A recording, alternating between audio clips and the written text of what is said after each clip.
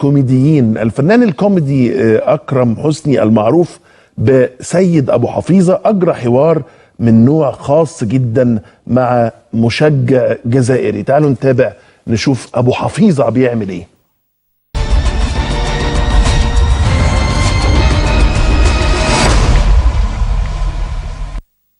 وفي انفراد جديد للإعلام المصري معنا على الهواء مباشرة كبير مشجعي الجزائر، صاحب أكبر عدد سوابق في تاريخ الجزائر، والمسؤول عن حشد هذا الكم الهائل من كلاب السكك وحسالة المجتمع الجزائري لتشجيع منتخبه.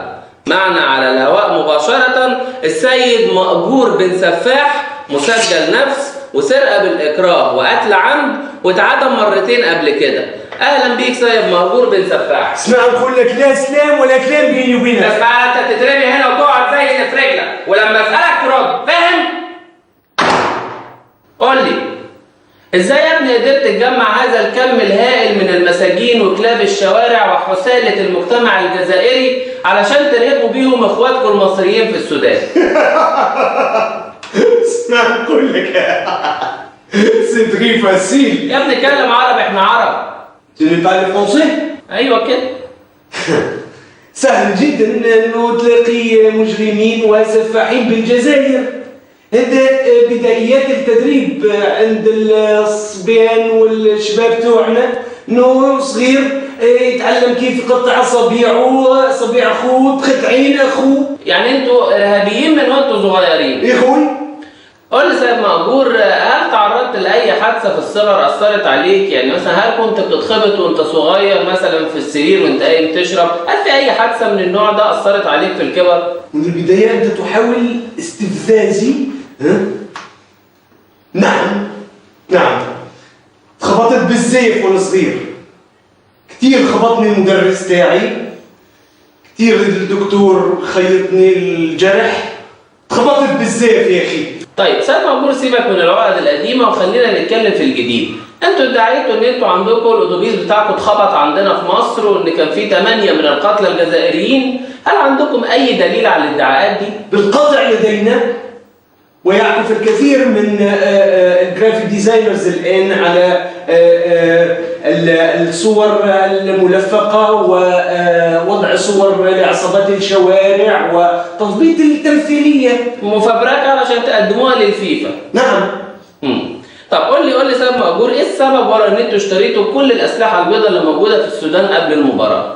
السبب بسيط يا اخي، نتسلون نقشروا برتقال، نقشروا البطيخ المصري للتسليه، وهذه طبعا تعليمات. ترمرموا انتوا يعني برتقال، انتوا رمرامين يعني. صحيح، هذه تعليمات السيد رمرامه رئيس الاتحاد بتاعكم اللي قال لكم هاتوا برتقال وقشروه بالسكاكين. صحيح. لكن ما كنتوش جايبين عشان ترهبوا المصريين ولا حاجه.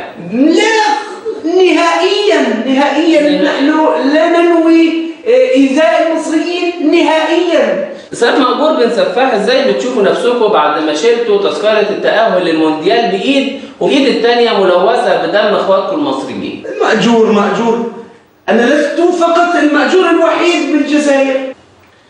يبقى أيها المصريون أن نقول أننا نرفض العنف، نرفض التعصب، نرفض البلطجة، نرفض الهمجية، نرفض إهدار دم العروبة، نرفض الكذب والافتراء والادعاء، لكن في نفس الوقت احنا بنرفض الذل وبنرفض الإهانة وبنرفض إهدار كرامة أي مصري على وجه الأرض.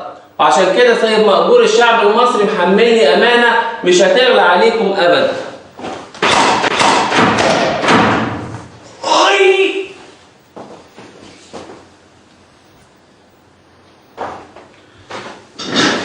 وفي النهاية أحب أقول لجريدة الشروخ الجزائرية واللي كانت سبب في الشرخ بيننا وبينكم إن إحنا عارفين كويس أوي مين اللي وراكم وأهدافهم إيه وعايزين يوصلوا بينا لفين، ومش هنسيبكم.